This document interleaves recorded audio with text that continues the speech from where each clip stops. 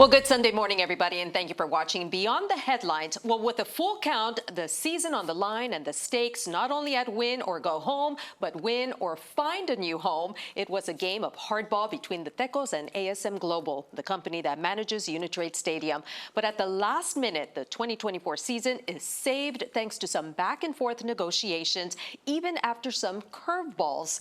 Well, it all started last month when an eviction notice was sent to the team demanding the Tecos vacate Uni-Trade Stadium. In what could have been, the letter stated that for failure to sign a contract agreement for the use of the stadium, the Tecos would have to immediately remove all personal belongings and return all keys to the stadium. But both parties reached a different conclusion after needing to step up to the plate. And on the city's behalf, the city manager shared his gratitude for getting a deal done. It's wonderful that the Tecolotes can finish off the season, and you know, they've got a long history with the city, and we appreciate having them within the community, and we love the relationship of the Dos Laredos Tecolotes, right?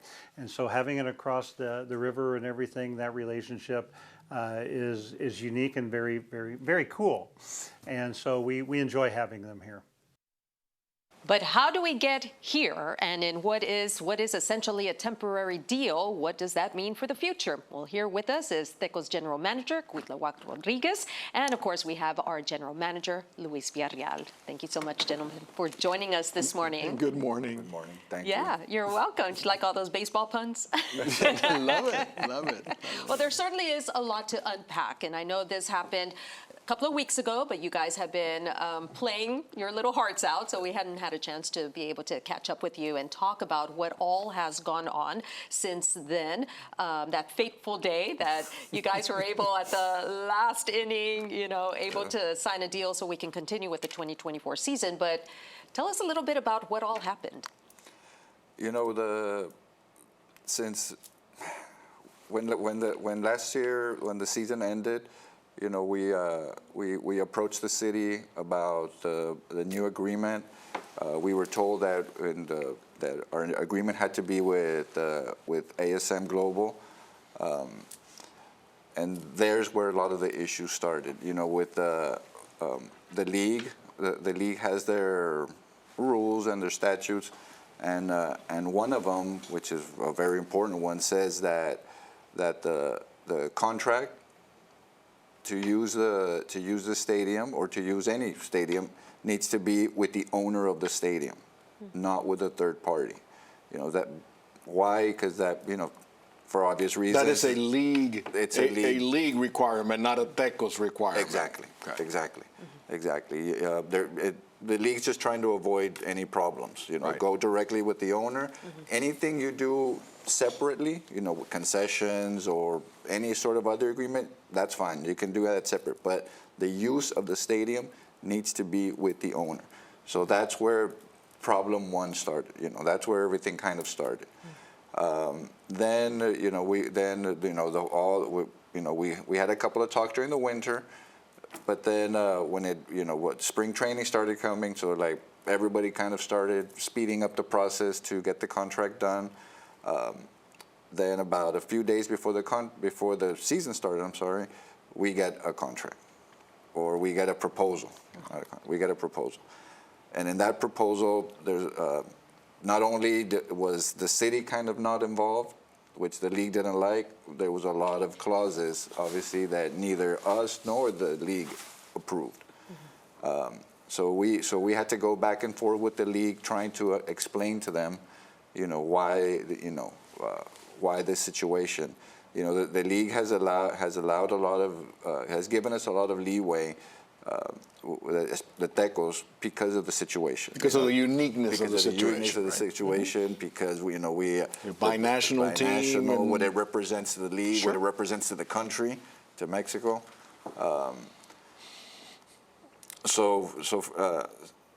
You know, we would go back to the city and say, hey guys, you know, can we do? We're not against the ASM. You know, we just need this. You know, we need the use of the stadium to be separate from everything else. So then, you know, that started back and forth. The season started. We didn't have a contract. that started getting we started getting worried about it. We would, we'd still be going back and forth, and then at the end, we got that letter.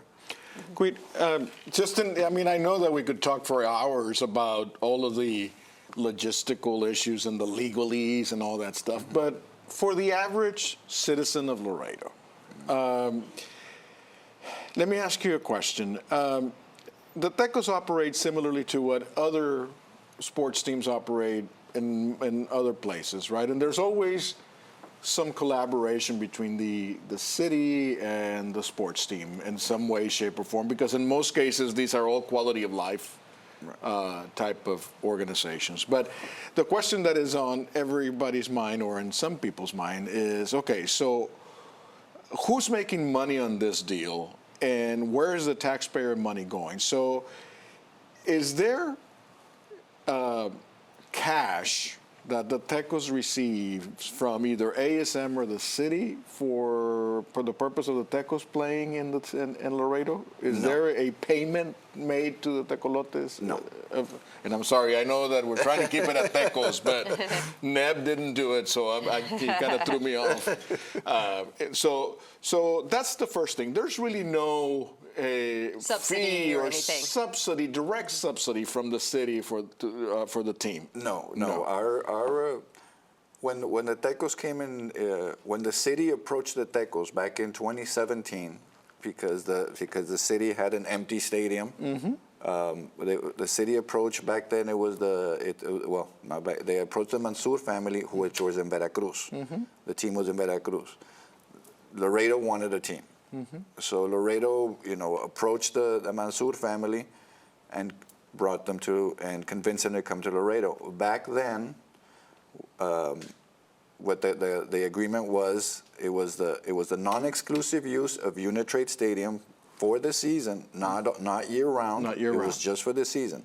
But more important, it was non-exclusive use. The Tecos did not have, the ultimate control of the stadium. Didn't make money from the stadium. It was that was it. And in order to convince them back then, they gave them a payment of $100,000. It sounds like a lot. Understood. It sounds like a lot, but if you look at the other Mexican League teams, it's basically not that much. I don't want to say it's nothing, but it's not that much. There's teams that get subsidies in the millions. But then, after a few years of playing at Uni-Trade, it was a 5-year contract with a 5-year option, with an option for another 5 years. So when we get to the option for 5 years, meeting with the city's like, guys, when we brought you here, we gave you this little subsidy to help you, to convince you. We see that you've situated yourselves, you're doing well.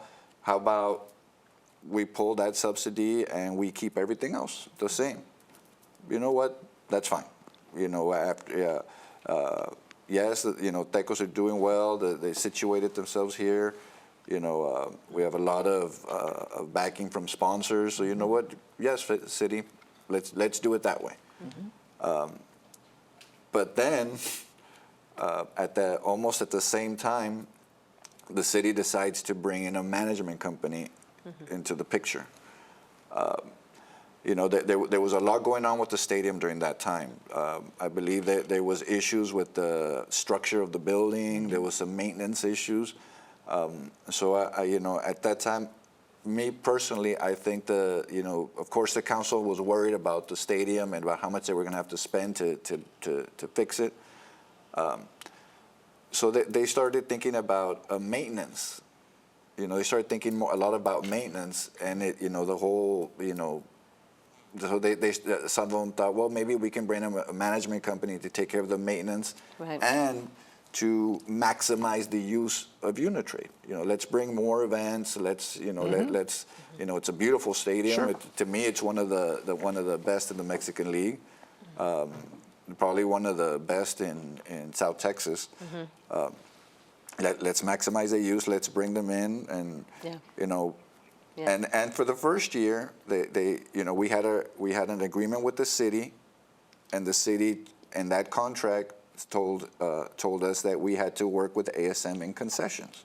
And are you going to have to continue working with them as you move forward to the next year? Because you're going to start negotiations once again, correct? Yes, yes. At this time, you know, this management company does have a contract with the city, so you know, yes, so we believe that we're going to have to keep working with them. Do you have a date already scheduled for when you all are planning on sitting down? And in that sit-down meeting, will it also include representatives from the city? I spoke with some city officials a few days ago, and they. You know, usually the way we did it last time is that we met with the city. We met with the city manager. You know, we basically told him our needs, and I guess at the same time he meets with ASM, you know, and gets their needs. And So he's kind of acting like a mediator at this point. Yeah, and then and then he brings us together. Right. Do you know more or less when you have to have a contract in order so that we can kick off a 2025 season? We would like to have it as soon as possible. You know, this isn't the first time this happens, so the league is really starting to pressure us not to wait until the last minute to get this thing done. You know, When does the 2025 season begin? We haven't come out with a schedule yet, but I believe it'll probably be mid-April. Okay. But in order to get the schedule done, the schedule usually gets worked on about November. Okay. So we would need to have something done before that so the league can start working on their schedules. And get it all together. Luis, any final thoughts? No, just a quick question about the current season. How are we doing? When is the playoff picture looking? The playoff picture's looking good. You know, right now we're in third place. We had a rough game on Thursday. But you know, it's looking good. It's looking good. It's looking good. The idea is to finish in the top three, so we can start at home at Uni-Trade. Game one would be at Uni-Trade. So we're confident. We're confident that we're confident also that we'll get a contract done with the city. And you know, we're hoping again that the city will intervene with this, you know, with this management company, and more important, you know, make them see the light. You know, make them see the light that you know, Tecos is an important part to the city. It's an important, you know, for the fans. This coming season will be our 40th anniversary of playing and as a binational team. So you know, we have a lot of things planned, a lot of fun stuff planned. So you know, we're hoping that this can get done quickly, you know, and the Tecos will be here for a long time. Awesome. The last thing to say would be just to play ball. Play ball. Okay, sounds good. Thank you so much, Gui, for joining us. We're going to take a quick break, but when we come back, the path of a bullet changes the path of history by an inch at most. Not only that, but Donald Trump accepts his party's nomination with a new partner by his side, Ohio Senator J.D. Vance. The Republican county chair is joining us when we come back. Stay with us.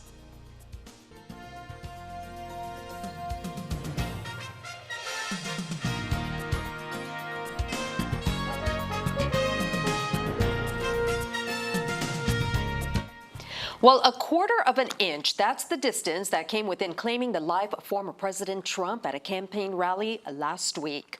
Well, the shooting claimed the life of one rally goer and injured two others. Seconds after the shots rang out, in a moment of American history, the former president raised his fist to the crowd in an act his supporters describe as demonstrating his resilience and strength. And although the investigation continues into the shooting, including into the security lapses that allowed the would-be assassin to shoot several rounds towards the president and the crowd, the former president's busy week ahead went as planned. Donald Trump accepted his party's nomination Thursday at the Republican National Convention, also naming J.D. Vance as his running mate and making his first remarks since the shooting. And that's where we begin this morning's discussion. Joining us is Webb County Republican Chair Jose Salazar. Good morning, Mr. Salazar. Thank you so much for joining us. Good morning. Thank you for having me here. Yeah, absolutely. So pretty pretty intense week for former President Trump. It's been one for the ages. It sure has. Yeah, definitely. What are your thoughts on what happened? Well, first of all, it was, I think for many Republicans, it was a shock, but not entirely a shock. There has been a lot of vitriol against the president from the media, the Democrat Party, and I think that we were always concerned that that might stoke somebody who was unstable to act on it, and I think that we saw the results of what happened this past weekend. What do you think? There's been a lot of talk, and since the moment it happened until, I mean, it's still going on about the rhetoric that has been used over the last years. But one could argue that this all starts with then candidate Trump down the escalator and talking about the rapists and all these people that are coming around the border. So my contention has always been that nobody is willing to take the first step at toning things down. And I think that can be said for both sides of the aisle, not just the Democrats. Last night at the convention, it seemed like President Trump had lowered the temperature a little bit on his rhetoric, except for a few moments that I think he went off script and did some stuff. But do you think it's possible to conduct a campaign without it at this day, in this day and age? I mean, are we being realistic that we can really Tone it down. Tone it down. And every campaign, I think you're going to have a place where you want to define yourself and define your opponent. And I think we've had that through the beginning of time, and we'll continue to have that. I think the type of vitriol that I'm referring to is the type of vitriol that says that that Donald Trump is the new Hitler. And you see that, you can watch a compilation video and person after person on MSNBC, CNN, and other publications, articles written on the internet, and they refer to Donald Trump as Hitler, Hitler-esque, and this is going on and on and on. Plus the president saying that he's a threat to democracy, that we have to put a bullseye. I think the language is stronger, way stronger, coming from the Democrats and the media, who always support whatever the Democrat Party is doing, than what the conservatives are doing. We're more referring to ideals. You're ignoring the Supreme Court decision. You are not following the federal immigration law. You're going to allow possibly millions of illegal aliens to vote illegally if we can't grant some kind of amnesty. We're raising those, alarms, and I don't want anybody to say, if you make a quote that comes from Hitler and that nobody pointed out, of course you need to point that out. If somebody says, I want to be like Hitler, of course you need to point that out. Sure. But I think the connection between Hitler and Trump is just not at all present. We've already seen 4 years. I think Go ahead. No, I was just going to say, I understand what you're saying clearly and talking about the issues and things like that. I think that there's just something about Mr. Trump that his first inclination on what comes out of his mouth, like for instance, right after what happened to him, the first thing he does is get up and starts chanting fight, fight, fight. But the word fight in itself is condoning fighting, and that's kind of that's condoning violence. And so I understand what you're saying, but it just seems like his first knee-jerk reaction is always going to seem like if it is instigating some kind of I hate to use the word violence, but the word fight is just connotative of that. Had he stood up, I'm sorry, Luis, had he stood up and said, unite, unite, unite. I know he wouldn't have done that. But I'm just saying the word fight, fight, fight just got everybody riled up. And I wonder if that goes back to just the way he is. So let me interject there because I don't think, the word fight and, can be taken. But in he all just got sorts of- shot. He I had just gotten understand. shot, and he's saying fight, fight, fight. Yeah, Like, where did that come from? I think there's more. I don't think anybody's going to take fight in that scenario and say, okay, we're going to pick up I arms want to or know anything like that. what did he mean by the word fight? Well, I mean, like, are you he fighting means I'm against? here to stay. I'm here to continue my fight. You can't. Well, stand up and say, I'm okay. We keep on going. But the word fight is just, I don't want the kids at home to think that fighting is condoned. Mindy, But you fight for what you want. And you bring up a good point. One of the things that I learned in college is that communication is a two-way street. You have your speaker and your listener, your audience, and depending on who does the speaking and who's doing the listening, you're going to have people who we have. I mean, yeah, Second Amendment persons, and Republicans tend to be Second Amendment persons. We own a lot of guns, but we don't commit a lot of crimes with them. And we always, preach to follow the law. And the fight here that he referred to was to keep on fighting politically, no matter what threat we face, no matter how real the challenges are, the obstacles are to getting our people elected. And if you look at history, there's a lot of Republican presidents who have been shot, assassinated. We have, of course, JFK, but we have Ronald Reagan, we have Abraham Lincoln. So, and I would also say that I would also be, I think, a tad upset if somebody had just tried to kill me, and that may have been my first reaction to fight back. And so I don't. Yeah, let's not talk about the violence of being shot, right? I want to ask you, Mr. Salazar, what did you Yes. think about J.D. Vance? I think he's a solid guy. I looked at the reactions of a lot of Republicans, and you had people who were vying for Vivek Ramaswamy. Some people wanted Nikki Haley. Some people said, can you find a way to make peace with Ron DeSantis? Can we have Burgum? Can we have J.D. Vance?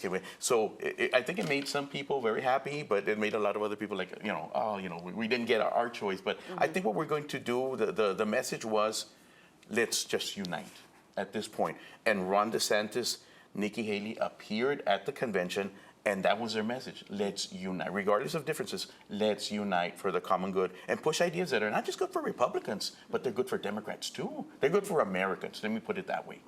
Well, we What see did a you very think? silent. What did you think of former President Trump's acceptance speech on Thursday night? Did you get to watch it, the whole 93 minutes of it? I probably watched about 90. I did take a couple of breaks. I had to take a couple of breaks. So the first part, I think that was on the teleprompter was excellent. He went a little bit off script. I know he loves to talk about his family, which I guess it's fair.